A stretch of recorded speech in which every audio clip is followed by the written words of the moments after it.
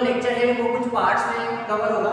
और आज हम स्टार्ट करेंगे physical change, chemical change, chemical reaction और कैरेक्टरिस्टिक्स ऑफ केमिकल रिएक्शन। ये सारे टॉपिक जो है वो इस लेक्चर में कवर होंगे। अब सबसे पहले स्टार्ट करते हैं अपन फिजिकल चेंज और केमिकल चेंज के बीच में डिफरेंसेस।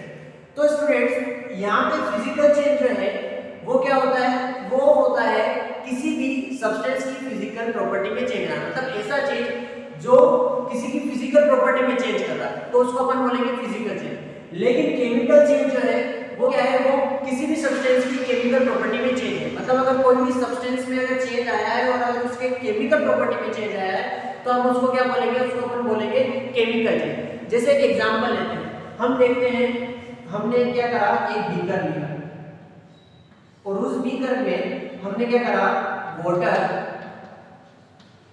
और सॉल्ट ऐड करा, दोनों चीजें जो है वो हमने ऐड कर दी। अब यहाँ पे हमने क्या करा, यहाँ पे हम दोनों को क्या कर देंगे, डिसॉल्व कर देंगे। तो सॉल्ट जो है वो वाटर के अंदर क्या हो जाएगा, डिसॉल्व हो जाएगा, वो इसके अंदर घुल जाएगा। तो अब इसको अगर अपन अलग करना चाहें तो हम इनको अलग अलग भी कर सकते हैं, मतलब सॉल्ट और जो वाटर रहेगा वो दोनों क्या है, अलग अलग हो जाएंगे।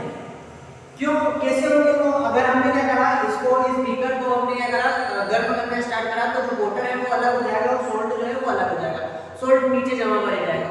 या हम इवेपोरेशन की प्रोसेस है इसको क्या कर सकते हैं, अलग कर सकते हैं।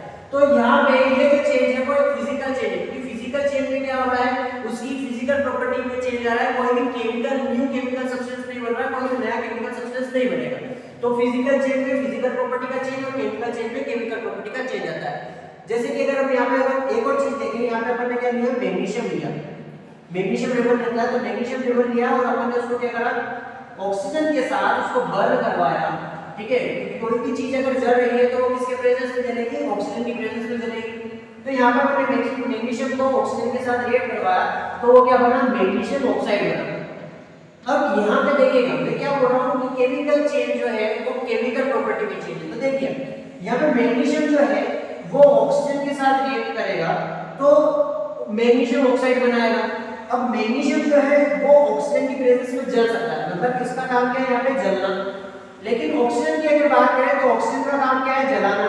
लेकिन अगर अपना मैग्नीशियम ऑक्साइड देखेंगे तो ये ना जल सकता है ना किसी को जला सकता है। तो यहाँ पे ये केमिकल प्रॉपर्टी में क्या आ गया, चेंज आ गया।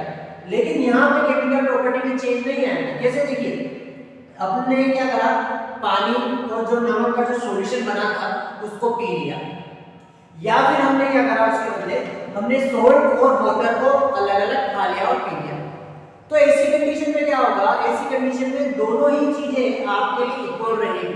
क्यों, क्योंकि यहाँ पे कोई भी केमिकल चेंज नहीं आया।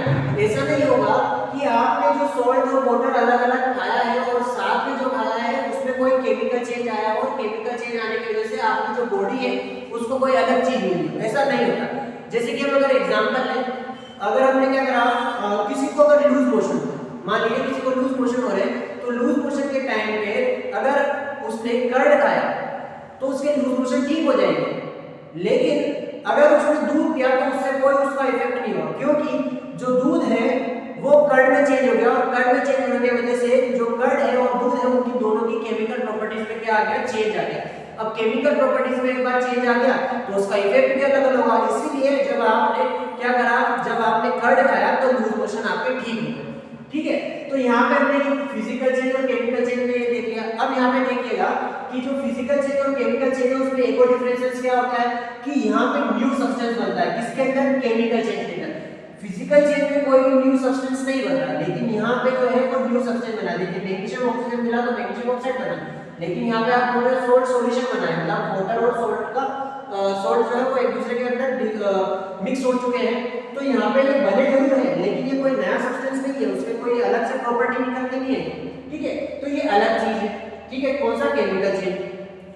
तो ये चीज हमको समझ में आ गई। अब इसके बाद क्या है, हमने ये भी देखा था कि ये जो अपन ने दोनों को मिलाया है तो इसको अपन अलग अलग भी कर सकते हैं, मतलब सॉल्ट और वाटर अलग अलग कर सकते हैं। तो ये क्या है, एक रिवर्सिबल चेंज है, मतलब जो आपने पहले जो सब्सटेंसेस लिए थे उन सब्सटेंस को आप वापस से एक बार चेंज करके वापस से आप ले सकते हैं। लेकिन यहाँ पे अगर हम देखें तो यहाँ पे अगर मैग्नीशियम और ऑक्सीजन से मैग्नीशियम ऑक्साइड बन रहा है तो इसको वापस आप रिवर्स नहीं कर सकते। अगर आपने दूध से दही बनाना है तो दूध से दही बनने के बाद वापस से दही से दूध आप नहीं बना सकते। तो ये जो चेंज है वो कैसा चेंज है आपका, केमिकल चेंज है। तो हमें फिजिकल चेंज और केमिकल चेंज तो समझ में आ गया, लेकिन अब बात करते हैं केमिकल रिएक्शन। हम क्यों ये दोनों पढ़ रहे हैं, तो हमेशा याद रखिएगा कि किसी भी रिएक्शन के अंदर या किसी भी चेंज, कोई भी केमिकल चेंज के अंदर जो रिएक्शन इन्वॉल्व होती है उसको अपन क्या बोलते हैं, केमिकल रिएक्शन बोलते हैं। मतलब कि ये कि यहाँ पे मैग्नीशियम और ऑक्सीजन मिलकर मैग्नीशियम ऑक्साइड बना ना, तो इसके ये जो रिएक्शन चल रही है ये केमिकल रिएक्शन चल रही है। मतलब अगर जो चेंज आ रहा है वो चेंज केमिकल चेंज या केमिकल रिएक्शन की वजह से आ रहा है। ठीक है, तो हमें ये समझ में आ गया कि केमिकल चेंज अगर हो रहा है किसी के अंदर तो इसका मतलब ये हुआ कि उसके अंदर जो चेंज आ रहा है वो केमिकल रिएक्शन के कारण आ रहा है।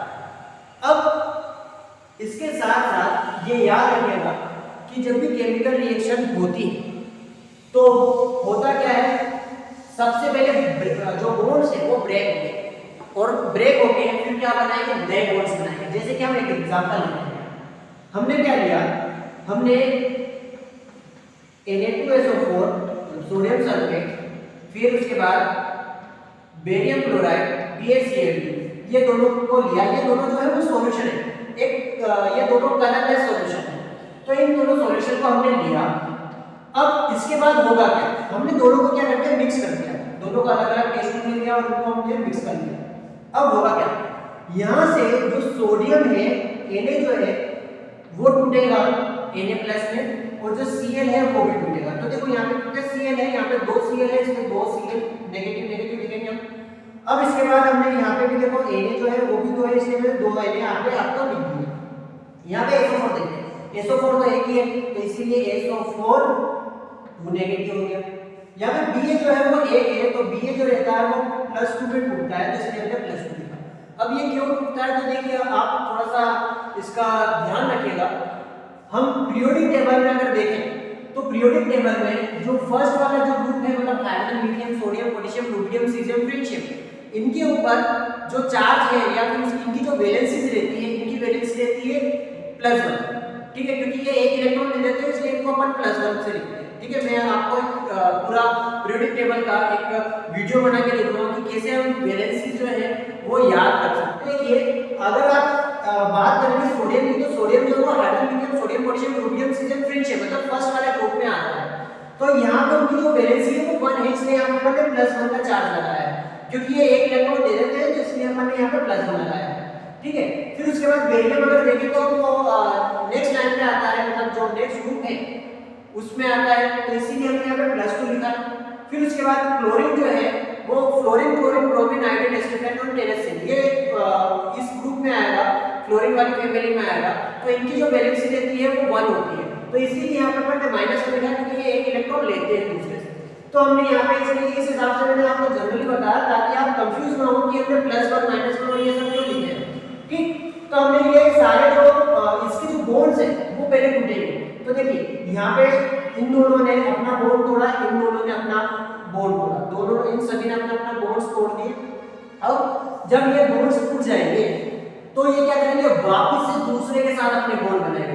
तो यहाँ पे जो अच्छी मित्रता है वो इन दोनों की होती है। हमेशा याद रखना कि रिएक्शन में अगर आपने किसी साइड पे Cl देखा और किसी साइड पे Na देखा, मतलब साथ में नहीं, ये अलग अलग है। तो देखो एक ये कंपाउंड है, एक ये कंपाउंड है, तो दोनों अलग अलग बैठे हैं। तो ये जो दोनों बहनें हैं ये हमेशा एक दूसरे के साथ बॉन्ड बनाती है और क्या बनाते हैं, यहाँ पे ये NaCl बनाते हैं। ठीक है, तो इसलिए NaCl बन जाएगा और यहाँ पे क्या होगा, यहाँ पे जो बेरियम सल्फेट है वो अलग से बनेगा, तो यहाँ पे आपने क्या करा, बेरियम सल्फेट बना लिया। ठीक है, इसको थोड़ा पास में लिख देता हूँ, तो ये बेरियम सल्फेट। अब हुआ क्या, यहाँ पे ये इन्होंने पहले बॉन्ड तोड़ा और बॉन्ड तोड़ के इन्होंने नए बॉन्ड का फॉर्मेशन करा। बस यही सब जो है वो एक केमिकल रिएक्शन में होता है। तो केमिकल रिएक्शन में क्या होता है कि जो बॉन्ड्स है वो टूटेंगे और टूट के वो नया बॉन्ड किसी और के साथ, किसी और एलिमेंट के साथ क्या करेंगे, एस्टेब्लिश करेंगे। इसी को हमने क्या बोला है, केमिकल रिएक्शन बोला है। अब इसके बाद समझिए कि अगर आपको किसी भी इंसान के बारे में बताना, मैंने इस रिएक्शन को बैलेंस नहीं करा, पर बैलेंस को केमिकल रिएक्शन जो है वो आगे की क्लासेस में देखेंगे, तो यहाँ पे आपको बैलेंस करने की जरूरत नहीं है। अपन आगे की क्लासेस में बैलेंसिंग ऑफ केमिकल रिएक्शन जो है वो आगे देखेंगे। अब इसके बाद अपन बात करते हैं किसकी, कैरेक्टरिस्टिक ऑफ केमिकल रिएक्शन। देखिए अगर आप किसी भी इंसान के बारे में बताना चाहते हो, किसी भी जगह के बारे में बताना चाहते हो, तो आप उसकी क्या बताओगे, कुछ प्रॉपर्टीज बताओगे, जैसे कि वो कैसा दिखता है, या कलर क्या है, या वो प्लेस, अगर प्लेस के बारे में बताना पड़ेगा तो कोई आप लैंडमार्क बताओगे, तो वो कैरेक्टरिस्टिक्स आप बता रहे हो उसके आसपास की जगह के या उसी के। वैसे ही आपको केमिकल रिएक्शन अगर बताना है, किसी को बताना है कि हाँ ये केमिकल रिएक्शन होती है, तो आपको उसके कैरेक्टरिस्टिक्स याद होने चाहिए। तो इसके कुछ 4 कैरेक्टरिस्टिक्स होते हैं। तो पहला कैरेक्टरिस्टिक्स है इवोल्यूशन ऑफ गैस। फिर दूसरा कैरेक्टरिस्टिक जो है चेंज इन कलर। थर्ड जो है वो है अपना चेंज इन स्टेट। और फोर्थ जो है अपना वो है चेंज इन टेम्परेचर।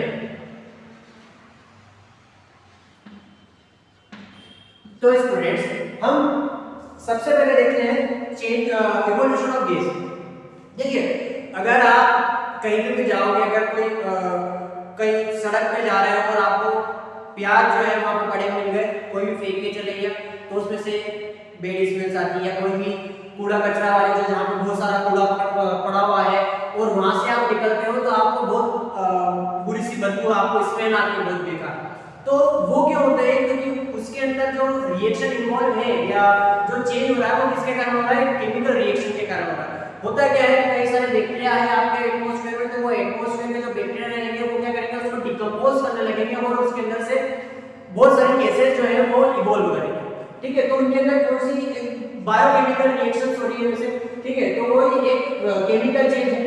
तो यहाँ पे इवोल्यूशन ऑफ गैस में आप यहाँ पे एक एग्जांपल आपने बुक में दे के रखा है। तो हमने क्या करा, जिंक लिया, जिंक को हमने क्या करा H2SO4 में डीप करा।